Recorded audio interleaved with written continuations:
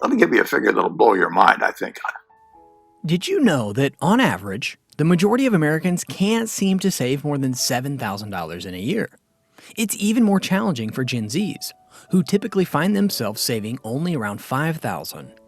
Now, if you're just like this, picture a scenario where an unexpected emergency arises, demanding a substantial sum of, let's say, $8,000. How would you navigate such a situation? By resorting to loans, further entangling yourself in debt? Ladies and gentlemen, what if we told you that there's actually a much better and faster way to save money? With just 5 practical steps, you can save at least $10,000 in a jiffy without breaking a sweat. So keep watching, because beyond these groundbreaking tips, we're also going to be talking about loads of other stuff, like a clear breakdown of exactly the amount you need to save in cycles, how you can mitigate the drawbacks of unforeseen expenses, and the most effective ways to make your money work for you. Money has no utility to me. Time has utility to me, but money in terms of making trips or owning more houses or having a boat or something, it has no utility. But first things first, when it comes to saving huge sums of money fast, or in this case $10,000, the first thing you need to do is eliminate the huge tag. Think of it as a mentality shift where you're a billionaire like Warren Buffett, who earns millions every month at least. And by that, we mean with a mentality like this. So, do you think someone like that will be impressed by only making $10,000 in a month? As one of the richest men in the world, it's really hard to imagine. So, now you're thinking like him. Can you see why $10,000, despite being a pretty good amount of money for most people, is actually not so crazy in the grand scheme of things? So, if you want to save $10,000 fast, always make sure that you are breaking it down from one large lump of money into smaller regular chunks. For instance, did you know that if you save $833 every month, you will have made $10,000 by the end of the year? And here's something to get you even more excited and determined to make the threshold. According to the latest figures by the Bureau of Labor and Statistics, the average salary in the United States of America is $74,738 per year, which translates to $6,228 every month. And if we still subtract $833 from it, you'd still be left over with $5,400, which is quite doable, right? But we're not stopping there. Given how more than 40% of income-earning Americans get paid on a biweekly basis, let's put all hands on deck to see how much they'll need to put aside every month. But first, let's have a brief memory refresh. Having established the fact that $10,000 split between 12 months is $833, what do you think the next step is to calculating how much to save if you get paid every 2 weeks? That's right. Splitting it in 2 now gives us $416, or $417 by approximation, to make it easier. But can you see just how achievable this is? Believe it or not, that's the power of dissection. When you keep shredding off these larger chunks of money into smaller ones, it just feels so much easier and possible to achieve. But now that we've completed the first step and set our specific goal of saving either $833 every month or $417 every 2 weeks, the second step that you need to take on your journey to saving $10,000 is setting up a clear-cut, healthy buffer to leverage on your expenses. Allow me to elaborate on this. Establishing a financial buffer is pivotal to fostering a robust savings habit. This safety net functions as a protective barrier, shielding you from unexpected financial shocks and offering a sense of security. Think of it as a sturdy foundation upon which you can confidently build your financial future. As one of the primary advantages of having a financial buffer is its ability to mitigate the impact of unforeseen expenses. As you probably already know, life is inherently unpredictable, with emergencies and unforeseen circumstances lurking around every corner. Having a cushion in place ensures that you are well prepared to handle unexpected medical bills, car repairs, or any other sudden financial demands without compromising your monthly savings goal. Moreover, a financial buffer provides a psychological advantage, instilling a sense of confidence and peace of mind. Knowing that you have a financial safety net allows you to approach your savings with a more disciplined and focused mindset. It alleviates the stress associated with financial uncertainties, empowering you to stick to your savings plan more consistently. But how about we address this with a practical example of a mid-30s average income earner called Matt? You see, every month, Matt diligently saves $833, but not without having a healthy emergency fund at the corner to act as his financial buffer. 1 month later, his car unexpectedly breaks down, requiring a costly repair. Instead of feeling the immediate strain on his regular savings, Matt taps into his established financial buffer, allowing him to cover the repair without jeopardizing his long-term savings plan or resorting to credit cards. But this brings us to the big question. How do we find our individual buffers? To do this, you need to create a tailored written budget each month. And this involves determining your monthly income and tracking your expenses consistently. Understanding these two figures is crucial because they define your buffer.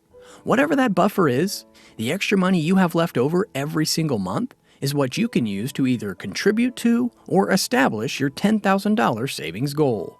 So, in other words, what you are doing here is utilizing your existing funds to quickly contribute to this $10,000 goal. If you can allocate $833 monthly from that cushion or $417 per paycheck from that buffer, excellent. You're prepared and good to go to what we call a mini step, opening a savings account and plugging that money in there. But speaking of savings accounts, in case you are currently puzzled about where to plug in your $10,000 savings, permit us to add that the best place to do so is a high-yield savings account. A high-yield savings account is essentially an FDIC-insured savings account that typically offers a much higher interest rate compared to the national average of your standard savings account at a bank. And guess what? Apart from the fact that these accounts help you earn more interest, high-yield savings can also be opened from the comfort of your living room by simply opening them online. That said, do you still remember Warren Buffett's 2 rules when it comes to making money? The first rule in investment is don't lose. And the second rule in investment is don't forget the first rule, and that's all the rules there are. It is pivotal for you to remember that, as it leads us to the third step on how to save $10,000 fast, which is to lower your expenses. But before we go into it, we know that the state of the economy isn't the best, and that inflation is at staggering levels. These economic conditions make it increasingly difficult for most people to save $833 in a month. But here's the thing. If you know that you are one of the people who wouldn't be able to meet the monthly target without ease, we're sorry to break it to you, but things will only get tougher in 2024 if you don't find a way to lower your expenses. To address this, meet Dara, a young professional navigating the challenges of balancing needs and wants in the face of economic fluctuations. In her late 20s, Dara finds herself grappling with the harsh reality of rising inflation, which puts pressure on her monthly expenses. She has a decent job, but the increasing costs of everyday essentials and discretionary spending make it challenging for her to allocate a substantial portion of her income towards savings. But here's where things get interesting. Like many of us, Dara has both needs and wants in her life. Needs, such as rent, utilities, and groceries, are the essential components that sustain her daily existence. On the other hand, wants encompass non-essential desires like dining out frequently, splurging on fashion, and indulging in entertainment options beyond her budget. The subtle line between distinguishing these categories becomes blurred as economic pressures mount. With inflation impacting the prices of goods and services, Dara struggles to cut back on discretionary spending. She finds herself consistently allocating a significant portion of her income to wants rather than focusing on building a robust financial buffer. As a result, her savings remain meager, leaving her vulnerable to unexpected expenses that may arise. As Dara's savings dwindle, she starts living from paycheck to paycheck, relying on her next paycheck to cover immediate expenses. The lack of a substantial financial cushion puts her at risk of depleting her savings entirely when faced with an unforeseen financial setback, creating a precarious situation where she may struggle to meet even basic needs. But guess what? Dara is like so many of us watching this video right now. Here's the deal, guys. Reducing expenses and cutting unnecessary costs can increase the money available for savings, allowing your buffer to grow. But keep in mind that personal finances are unique, and strategies that work for one person may not be suitable for another. So in your case, you need to look inward and find out how you're spending your money extravagantly, It could be transportation, dining habits, unnecessary subscriptions, whatever. Crazy to be spending 105% of your income, and I think that leads to all kinds of problems, and I get letters from people every day. Moving on, while changing your mindset, finding a buffer, and reducing your expenses are important. Do you know what's even better? Making more money. Whether it's finding a second job, starting a side hustle, turning your hobbies into income, or passive investments, the fastest way to improve your savings is to make more money every month because it makes everything easier. And guess what? We've made dozens of videos on this channel on how you can make stacks of Benjamins, even passively. So make sure that you put in the time and effort to boost your income and improve the money that you put towards your savings. But no matter the case, try as much as possible to reduce your debts. And this includes credit cards, student loans, and borrowing, all of which Warren Buffett warns against. It's crazy to get in debt because it's so hard to get out of debt. And the idea of trying to borrow money at 18% and thinking you're going to get ahead in life, it isn't going to work. And finally, one more thing you must do is pay yourself first, preferably automatically. Do you remember when we talked about having a unique monthly budget to create a buffer between how much you earn and how much you spend, especially when it's unforeseen? Well, this step entails having your $833 monthly savings at the very top of your priorities and withdrawing it automatically from your normal checking or savings account into your high-yield savings account every month. And here's the thing. By committing to paying yourself first, you prioritize taking care of yourself. And making this process automatic eliminates the need for constant deliberation. Think of it as a set-and-forget approach that simplifies the saving process. But hey, while you're not really taking it off your radar, as it obviously is still going to be on your mind, by automating your savings, you can drastically reduce the mental load, requiring less frequent thought and decision-making. We know it's cliche to say, pay yourself first, but guys, it works. Remember Matt, the diligent professional we discussed earlier, and how his financial cushion saved him from unexpected car repair expenses? Now let's consider if Matt has embraced the practice of automating his savings. Imagine him consistently putting aside $800 every month, or $417 every 2 weeks, without the mental stress of contemplating when or how much to save. By automating savings, Matt ensures a seamless and guaranteed contribution to his financial goals. The money is effortlessly directed to his high-yield savings account, eliminating the temptation to not be faithful to his savings plans.